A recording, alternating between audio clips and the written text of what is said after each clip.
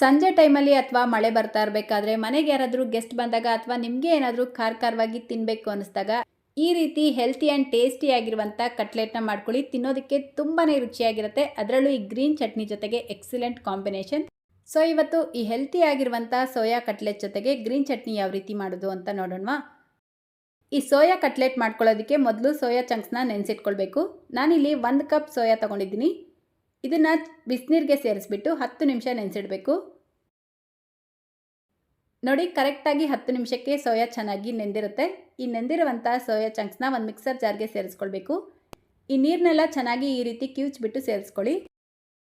ಈಗ ಇದಕ್ಕೆ ಸ್ವಲ್ಪನೂ ನೀರು ಉಪಯೋಗಿಸ್ತೀರಾ ಈ ರೀತಿ ಲೈಟಾಗಿ ತರ್ತರಿಯಾಗಿ ರುಬ್ಕೊಂಡು ಒಂದು ಪಾತ್ರೆಗೆ ಸೇರಿಸ್ಕೊಳ್ಳಿ. ಈ ರೀತಿ ಎಲ್ಲ ಸೋಯಾನು ಪೇಸ್ಟ್ ಮಾಡ್ಕೊಂಡಿದ್ದ ನಂತರ ಇದಕ್ಕೆ 4 ಮೀಡಿಯಮ್ ಸೈಜ್ ಆಲೂಗಡ್ಡೆನ ಬೇಯಿಸಿ ಸಿಪ್ಪೆ ತೆಗೆದುಬಿಟ್ಟು ಸೇರಿಸ್ಕೊಳ್ತಾ ಇದ್ದೀನಿ. ಇದರ ಜೊತೆಗೇನೆ ತುರಿದಿಟ್ಕೊಂಡಿರುವಂಥ ಕ್ಯಾರೆಟ್ 1 ಕಪ್, ಸಣ್ಣದಾಗಿ ಕಟ್ ಮಾಡ್ಕೊಂಡಿರುವಂಥ ಕೊತ್ತಂಬರಿ ಸೊಪ್ಪು ಅರ್ಧ ಕಪ್, ಶುಂಠಿ ಮತ್ತು 2 ಮೆಣಸಿನ್ಕಾಯಿನ ಚೆನ್ನಾಗಿ ಜಜ್ಜಿಬಿಟ್ಟು ಸೇರಿಸ್ಕೊಂಡಿದ್ದೀನಿ. ನೀವು ಬೇಕಿದ್ರೆ ಪೇಸ್ಟ್ ಮಾಡಿಬಿಟ್ಟು ಸೇರಿಸ್ಕೊಳ್ಬೋದು. ಈಗ ಇದಕ್ಕೆ ಅರ್ಧ ಟೀ ಸ್ಪೂನ್ ಅಚ್ಕಾರದ ಪುಡಿ, ಅರ್ಧ ಟೀ ಸ್ಪೂನ್ ಧನಿಯಾ ಪುಡಿ, 1/4 ಟೀ ಸ್ಪೂನ್ ಅರಿಶಿನ, ಅರ್ಧ teaspoon garam masala, 1/4 teaspoon amchur powder ಅಥವಾ ಚಾಟ್ ಮಸಾಲ ಬೇಕಿದ್ರೂ ಸೇರಿಸ್ಕೊಳ್ಬೋದು. ರುಚಿಗೆ ತಕ್ಕಷ್ಟು ಉಪ್ಪು ಸೇರಿಸ್ಕೊಂಡು ಇದೆಲ್ಲವನ್ನು ಚೆನ್ನಾಗಿ ಮಿಕ್ಸ್ ಮಾಡ್ಕೊಳ್ಬೇಕು. ಆಲೂಗಡ್ಡೆ ಬೇಯಿಸಬೇಕಾದ್ರೆ ಉಪ್ಪು ಸೇರಿಸ್ಕೊಂಡಿದ್ರೆ ಈಗ ಸ್ವಲ್ಪ ಉಪ್ಪು ಕಡಿಮೆ ಸೇರಿಸ್ಕೊಂಡು ಮಿಕ್ಸ್ ಮಾಡ್ಕೊಳ್ಬೇಕು. ಲಾಸ್ಟಲ್ಲಿ ಇದಕ್ಕೆ 1 ಟೇಬಲ್ ಸ್ಪೂನ್ ಕಾರ್ನ್ಫ್ಲವರ್ನ ಸೇರಿಸ್ಕೊಂಡು ಮಿಕ್ಸ್ ಮಾಡ್ಕೊಳ್ತಾ ಇದ್ದೀನಿ. ಕಾರ್ನ್ಫ್ಲವರ್ಗೆ ಬದಲಾಗಿ ನೀವು ಅಕ್ಕಿ ಹಿಟ್ಟು ಬೇಕಿದ್ರೂ ಉಪಯೋಗಿಸ್ಬೋದು. ನೋಡಿ, ಈ ರೀತಿ ಮಿಕ್ಸ್ ಮಾಡ್ಕೊಂಡಿದ್ದ ನಂತರ ಒಂದ್ಸಲ ಕೈ ತೊಳ್ಕೊಂಡು ನೀಟಾಗಿ ರೌಂಡ್ ಶೇಪಲ್ಲಿ ಕಟ್ಲೆಟ್ಸ್ನ ಮಾಡ್ಕೊಳ್ಬೇಕು. ಅಂದರೆ ನಾರ್ಮಲ್ ಆಗಿ ಕಟ್ಲೆಟ್ ಶೇಪ್ ಮಾಡ್ಕೊಳ್ತೀರಲ್ವ, ಅದೇ ರೀತಿಯೇ ಮಾಡ್ಕೊಳ್ತಾ ಇದ್ದೀನಿ. ತುಂಬ ಮಂದಾನೂ ಇರಬಾರ್ದು, ತುಂಬ ತೆಳುವಾಗೂ ಇರಬಾರ್ದು. ಈ ರೀತಿ ಸ್ವಲ್ಪ ಮೀಡಿಯಮ್ ಥಿಕ್ನೆಸ್ಸಲ್ಲಿ ಮಾಡ್ಕೊಳ್ಳಿ. ಈ ರೀತಿ ಎಲ್ಲ ಕಟ್ಲೆಟ್ನು ರೆಡಿ ಮಾಡಿಕೊಂಡು ಸೈಡಿಗೆ ತೆಗೆದಿಟ್ಬಿಟ್ಟು ಈಗ ಚಟ್ನಿ ಮಾಡ್ಕೊಳ್ಳೋಣ.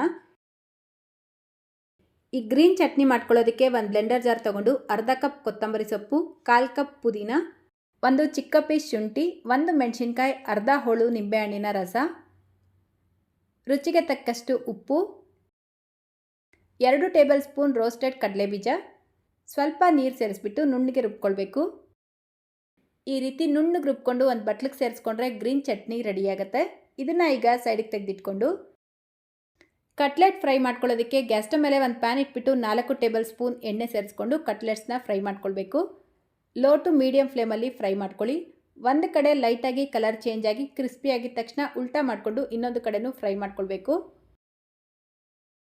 ನೋಡಿ, 2 ಕಡೆ ಈ ರೀತಿ ಗೋಲ್ಡನ್ ಕಲರ್ ಬಂದು ಕ್ರಿಸ್ಪಿ ಆಗಿದ ತಕ್ಷಣ ಇದನ್ನು ತೆಕ್ಕೊಳ್ಬೇಕು. ಉಳಿದಿರುವಂಥ ಕಟ್ಲೆಟ್ಸ್ನು ಇದೇ ರೀತಿ ಫ್ರೈ ಮಾಡ್ಕೊಂಡ್ರೆ ಆಯಿತು. ಅಷ್ಟೇ, ಈಗ ಹೆಲ್ತಿಯಾಗಿರುವಂಥ ಸೋಯಾ ಕಟ್ಲೆಟ್ ರೆಡಿಯಾಗಿದೆ. ಬಿಸಿ ಬಿಸಿಯಾಗಿ ಗ್ರೀನ್ ಚಟ್ನಿ ಜೊತೆಲಿ ಸರ್ವ್ ಮಾಡಿ. ತುಂಬಾ ಟೇಸ್ಟಿಯಾಗಿರುತ್ತೆ. ನೀವು ಬೇಕಿದ್ರೆ ಟೊಮೆಟೊ ಕೆಚಪ್ ಅಥವಾ ಮಯೋನೀಸ್ ಜೊತೆಲೂ ಟೇಸ್ಟ್ ಮಾಡ್ಬೋದು. ಸೊ ಇವತ್ತಿನ ರೆಸಿಪಿ ಇಷ್ಟ ಆಗಿದ್ರೆ ಲೈಕ್, ಶೇರ್, ಕಮೆಂಟ್ ಮಾಡೋದನ್ನು ಮರಿಬೇಡಿ. ಇದೇ ರೀತಿ ಮತ್ತೊಂದು ರೆಸಿಪಿಯೊಂದಿಗೆ ಮತ್ತೆ ಸಿಗೋಣ. Thank you.